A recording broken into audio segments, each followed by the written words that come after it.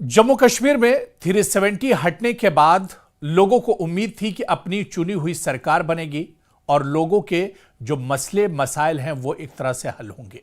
लेकिन तस्वीर इसके बिल्कुल बरक्स है। उमर अब्दुल्ला सरकार को, नेशनल कॉन्फ्रेंस सरकार को जम्मू कश्मीर में तकरीबन 1 साल मुकम्मल हो गया है। लेकिन इसके बाद तस्वीर क्या है? क्या बुनियादी जो मसाइल हैं वो हल हुए हैं? जो लोगों के बिल्कुल पानी, बिजली, सड़क जैसे बुनियादी जो मसले हैं, क्या उन पर काम हुआ है?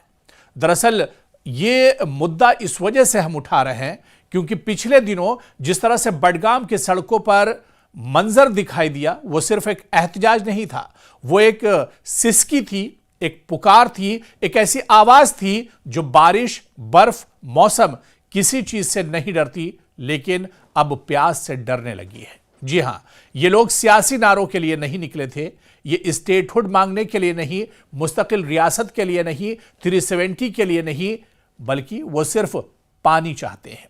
वो पानी जिसे हर हुकूमत बुनियादी हक कहती है। मगर बडगाम के लोग इसे कतरे के लिए इन दिनों तरस रहे हैं। शहरियों का कहना था कि रियासत का दर्जा बाद में भी मिल जाएगा, पहले हमें पीने का पानी दो सरकार।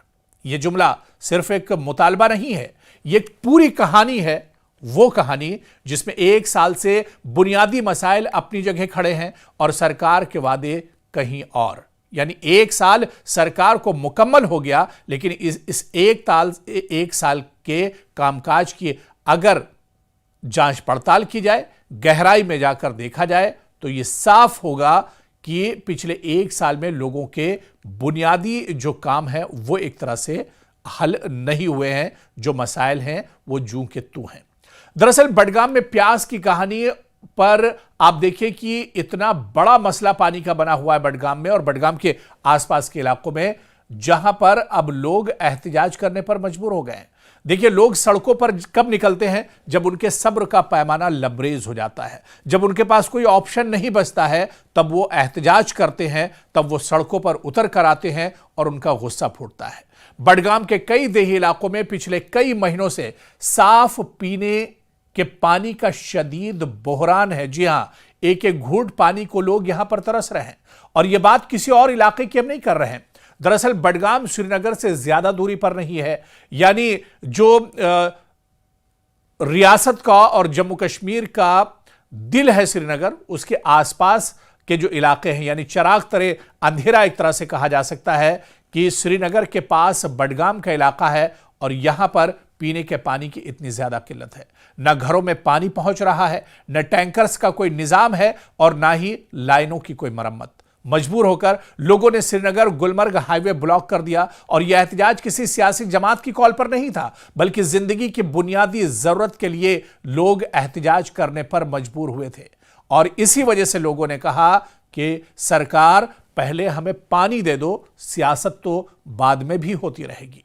और आप देखिए कि एक मुअम्मर शख्स ने कैमरे के सामने बस इतना ही कहा कि हमें रियासत नहीं चाहिए, स्टेटहुड हमें चाहिए, हमें रियासत भी चाहिए, लेकिन सब ठीक है, इस पर सियासत होती रहे, स्टेटहुड का मुतालबा भी होता रहे, मगर पहले हमें पीने का पानी चाहिए।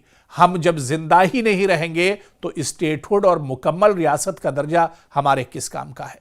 यह जुमला बहुत कुछ कह गया। आवाम अब बड़ी सियासी लड़ाइयों से थक चुके हैं। वो चाहते हैं कि अमल बजाय वादों के हो, यानी जो वादा किया जाए वो 100% वफा होना चाहिए, क्योंकि इससे पहले भी सरकारें आती रही, वादे करते रही, लेकिन वादे वफा नहीं हुए हैं। आप देखिए कि सरकारें बदलती रही हैं, हिकमत अमलियां बनती रही हैं, लेकिन बडगाम के लोग पानी के लिए, बिजली के लिए, ट्रांसपोर्ट के लिए, सेहत की सहूलत के लिए, सड़कों की मरम्मत के लिए आज भी वहीं खड़े हैं जहां 1 साल पहले थे, या यह कहा जाए जहां माजी में बडगाम और उसके आसपास के लोग खड़े थे, वहीं पर आज भी हैं। 1 साल का जिक्र इस वजह से हम कर रहे हैं क्योंकि आपको याद होगा कि साल 2019 में जब 370 हटाया गया था, तो उसके बाद से लगातार यह डिमांड की जा रही थी, यह मांग की जा रही थी कि जम्मू कश्मीर के लोगों को अपनी चुनी हुई सरकार, अपनी मुंतखब सरकार मिले ताकि उनके बुनियादी मसाइल हल हो सके। लेकिन आप देखिए कि 1 साल गुजर चुका है अपनी मुंतखब सरकार का, नेशनल कॉन्फ्रेंस सरकार का, उमर अब्दुल्ला सरकार का, लेकिन आज भी बुनियादी मसाइल एक तरह मुंह खोले खड़े हुए हैं। आज भी ये मसाइल जूं के तू हैं। मसला यह है कि हुकूमतें बड़े प्रोजेक्ट दिखाती हैं लेकिन ट्यूबवेल नहीं बना पाती, पाइपलाइन नहीं बिछा पाती हैं, फिल्ट्रेशन प्लांट मुकम्मल नहीं हो पाता है, पानी के टैंकर शहरों में और दूर दराज के जो इलाके हैं वहां पर नहीं पहुंच पाते हैं।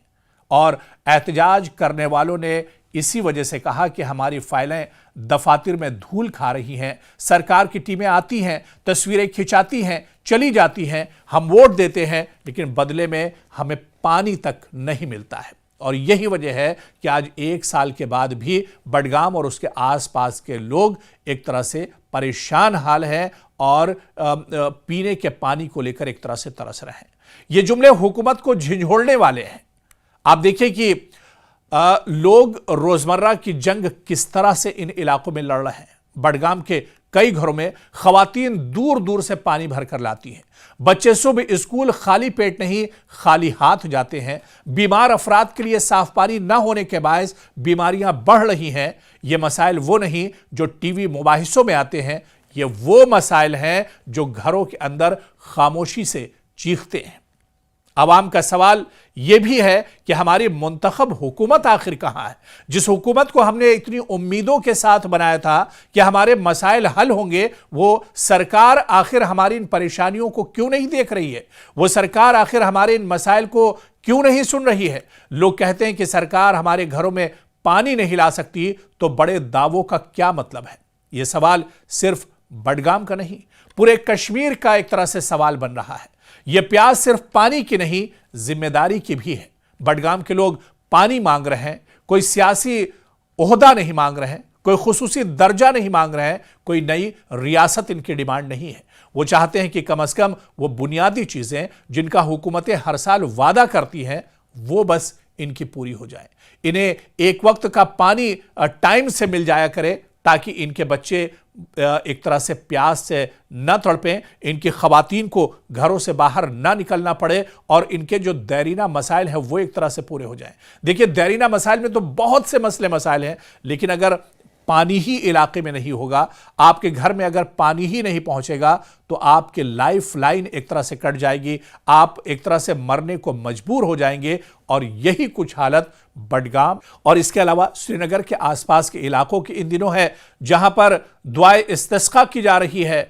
ऊपर वाले से भी और अल्लाह ताला से भी दुआ की जा रही है कि पानी का इंतजाम किया जाए, लेकिन जरिया तो सरकार को ही बनना है, जरिया तो इंतजामिया को ही बनना है। और जब वो इंतजामिया ही उसके कान पर जू ना रहेंगे तो बताइए ये मसला हल कैसे होगा? और ऊपर वाला भी ये सब कुछ देख रहा है। यही वजह है कि आप देखिए कि बडगाम के इंतखाबात में क्या हुआ। बडगाम नेशनल कॉन्फ्रेंस का गढ़ जरूर है, यहां पर उमर अब्दुल्ला एक बड़ी जीत के साथ जरूर आए थे, लेकिन जिमनी इंतखाबात में क्या कुछ हुआ?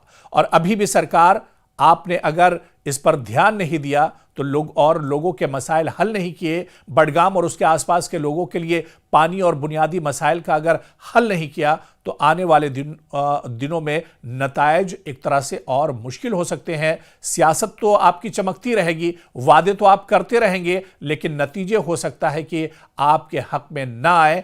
ऐसे में लोगों की जो प्यास है वो बुझनी चाहिए। सियासत होती रहेगी, मुद्दे उठते रहेंगे, लेकिन लोगों की प्यास बुझना बहुत जरूरी है। नाज़रीन, इस मुद्दे को लेकर, क्योंकि पानी का मुद्दा बुनियादी मसाइल से जुड़ा हुआ है, इस मुद्दे को लेकर आप क्या कुछ सोचते हैं? क्या वाकई में इसमें आम लोगों की खता है या सरकार की अनदेखी? आप इस मुद्दे के बारे में क्या कुछ सोचते हैं? हमारे साथ अपना तबसरा आप जरूर शेयर कीजिएगा, क्योंकि जब तक आप अपने मुद्दों को नहीं उठाएंगे, हम या कोई दूसरा आपके मुद्दों को नहीं उठा सकता है। आप अपने मुद्दे को लेकर बाहर आएंगे, आप अपनी बात रखेंगे, आप अपनी आवाज बुलंद करेंगे, तो हम आपकी आवाज में आवाज मिलाएंगे और उस सरकार से सवाल पूछेंगे जो इंतखाबात के वक्त वोट तो जरूर मांगती है, जो इंतखाबात के वक्त आवाम से वादे तो जरूर करती है, लेकिन वो वादे आखिर वफा क्यों नहीं होते हैं?